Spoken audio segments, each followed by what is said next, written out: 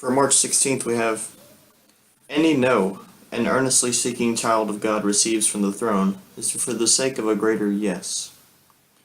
Basically, if God doesn't answer a prayer, it's because it was better that he didn't answer that prayer. Which brings me back to the whole will of God thing. If it's God's will for something to happen or not to happen, then there's really no point in praying for it. It'll just happen the way God wants it to. Father, help me to remember in my impatience that the end of a matter is better than its beginning, and patience is better than pride. Ecclesiastes 7 and 8. Better is the end of a thing than the beginning thereof, and the patient in spirit is better than the proud in spirit. I don't believe in the existence of a spirit, or soul, or whatever, so I wouldn't agree with that statement.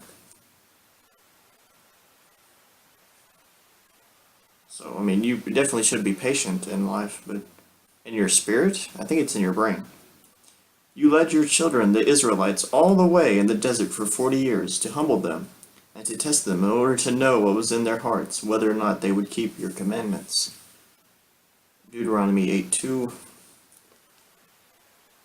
And thou shalt remember all the way which the Lord thy God led thee these 40 years in the wilderness to humble thee, and to prove thee, to know what was in thine heart, whether thou wouldest keep his commandments or no.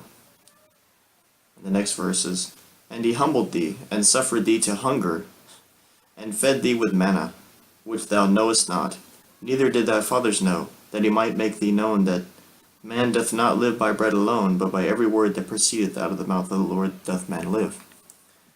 Jesus actually says that in the Gospels. But, so God rained bread from the sky. Totally ridiculous. No way, it's completely impossible. And there's actually no evidence that the Israelites millions of people traveled in the desert for 40 years. So, yeah, that probably didn't even happen, according to archaeologists and historians. Help me to understand that sometimes you lead me on certain paths to humble me also, to see what is in my heart. So God, does horrible things to you, just to test you, What if he kills you? What if you die? At that point, you would want to just accept that, oh, it's just nature and science. Instead of having to blame God every 5 seconds and saying, it's God's will that my child has a horrible disease. Purify my heart, Lord, so that I will be patient in the waiting times, and so that you will take joy in what you find.